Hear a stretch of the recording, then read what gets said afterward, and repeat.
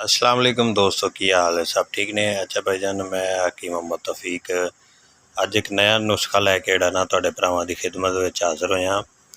बहुत ही खास एक नुस्खा, बहुत ही ज़बरदस्त नुस्खा जिहड़ा ना मर्दाना टाइमिंग वास्ते, जिन्हां दोस्तां नूं शहावत बहुत कम आदी है उन्हां वास्ते बहुत ही ज़बरदस्त नुस्खा लैके हाज़र होया।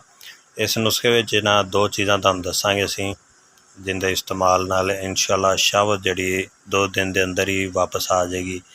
ऐसे दोस्त जिन्हां हत्थ दा इस्तेमाल कर करके नफस नूं बिल्कुल कमज़ोर कर दिता है, नफस जिहड़ा ना खड़ा नहीं होंदा या नफस बिल्कुल कमज़ोर हो गया, नफस च ढिलापन आ गया, ये उन्हां वास्ते बहुत ही ज़बरदस्त नुस्खा है और बहुत ही मुफीद चीज़ां ने। सब तो पहले जिहड़ा ना खजूर लैनी तुसीं, खजूर इसनूं खोल के अग विचों खोल कढ़ देना, गिटक कढ़ देनी, इस तरह साफ कर लैनी है। हरानी खजूर तुसीं लैनी है।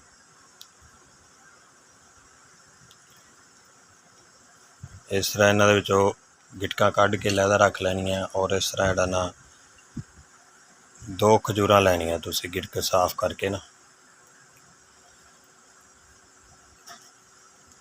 और उस तो बाद तुसीं लौंग लैने, देसी लौंग होने चाहिए। 3 लौंग जिहड़े ना तुसीं एक खजूर दे विच रख के,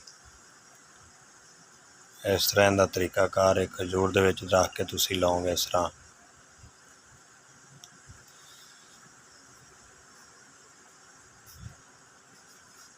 जिहड़ा ना खजूर दे विच पा देने आ, पा के इन्हां नूं उत्तों जिहड़ा ना धागा वल देना, या तुसीं इस तरह ही रहन दिओ। इन्हां नूं जिहड़ा ना देसी घ्यो दे विच तुसीं भुन्नना है, चंगी तरह भुन्न के उस तो बाद जिहड़ा तुसीं ना दोनां खजूरां दे अंदरों जिहड़ा ना तुसीं लौंग कढ़ लैने, लौंग कढ़ के इन्हां नूं जिहड़ा ना तुसीं पाउडर बना लेना। अगर तुसीं खजूरां दी थां ते छुहारा भी इस्तेमाल करना चाहो तो वह भी कर सकते हो, अगर खजूर करना चाहो तो खजूर कर सकते हो। इन्हां दोनों चीज़ों नूं घ्यो दे विच भुन लेना है। भुन के जो उतों काली हो जान, खजूर काली हो जाए, या छुहारा अगर तुसीं इस्तेमाल करते हो तो छुहारा जिहड़ा ना काला हो जाए तो इस नूं बाहर कढ़ लेना। लौंग विचों जिहड़े ना बाहर कढ़ लेने जिहड़े तुसीं भरे होणगे। लौंग देसी होना चाहिए, फार्मी नहीं होना चाहिए। इसका बिल्कुल पाउडर बना के रात नूं सौण लग्गिया जिहड़ा ना तुसीं 3 लौंगां दा पाउडर बना के रात नूं सौण लग्गिया दुध दे नाल तुसीं जिहड़ा ना इस्तेमाल करना है, और 1 हफ्ता तुसीं इस्तेमाल कर लो। तुहानूं ना तो किसी दवाई की जरूरत पेगी और ना ही किसी नुस्खे की, तो ना ही किसी डॉक्टर की, तो ना ही हकीम की लोड़ पेगी।